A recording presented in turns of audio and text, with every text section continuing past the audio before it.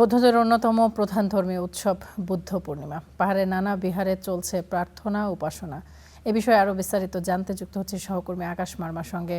মার্মা, শুভ সকাল। আপনাকে এই বিষয়ের বিস্তারিত আপনার কাছ থেকেই জানতে চাই।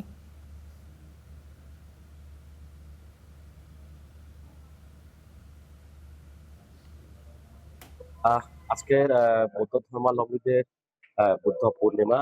মূলত মহাপরিনির্বাণ গৌতম বুদ্ধ প্রায় 28 বছর বয়সে গৃহত্যাগ করেছিলেন এবং 6 বছর বয়সে তিনি 6 বছর পর তিনি ধ্যান সাধনা করেছিলেন বলে এই দিনকে ঘিরে বুদ্ধ ধর্মাবলম্বীরা বুদ্ধ পূর্ণিমা পালন করছেন।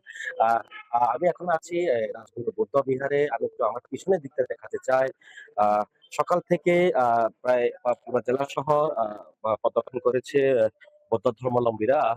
একই সাথে সেখানে আমাদের যে বর্ধমান যিনি রাজা রয়েছেন তিনিও সেখানে অংশ নিয়েছেন এবং এরপরে নারী পুরুষ উভয় সকলেই মিলে কিন্তু হাতের একটি পাত্র মধ্যে বিভিন্ন ফুল এবং পাতা নিয়ে এখানে জড়ো হয়েছে এবং জড়ো হয়েছেন এবং তারা আজকে বুদ্ধ পূর্ণিমা হিসেবে তারা সেই বট গাছের যে গৌতম বুদ্ধ যে যে নিরঞ্জন নদীর তীরে যিনি ধ্যান সাধনা করেছিলেন এবং সে বুদ্ধত্ব লাভ করেছিলেন বলে সেই ক্ষেত্র ধরে কিন্তু আজকে বটবৃক্ষ মূলে এই এই শুদ্ধ চন্দন জল ঢালানো হবে এবং ঢালানোর মধ্য দিয়ে আজকে বুদ্ধ পূর্ণিমা পালন করা হবে এই বৈশাখ মাসে।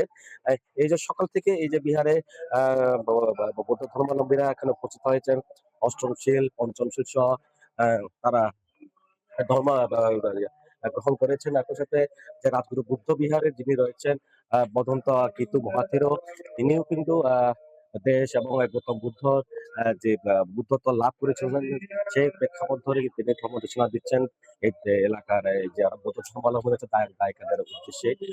সকাল থেকে আমরা দেখেছি নারী থেকে নারী পুরুষ উভয়, শিশু থেকে শুরু করে বিভিন্ন শ্রেণী বৌদ্ধ ধর্মাবলম্বীরা জড়ো হয়েছেন এবং কিছুক্ষণ পরে কিন্তু বট বৃক্ষ মূলে জল শুদ্ধ জল ঢালানোর মধ্য দিয়ে যে বুদ্ধ পূর্ণিমা সেটি ধর্মীয় আচারের মধ্য দিয়ে যে পালন করা হবে এবং একই সাথে যে যে যে দেশ এবং মঙ্গল কামনায় দেশ এবং মঙ্গল কামনায় আহ, তারা এই দেশীয় মঙ্গল কামনায় এবং তারা প্রার্থনা করবেন যাতে দেশ সুস্থ থাকুক এবং সবার জীবন আনন্দ বয়ে আনুক।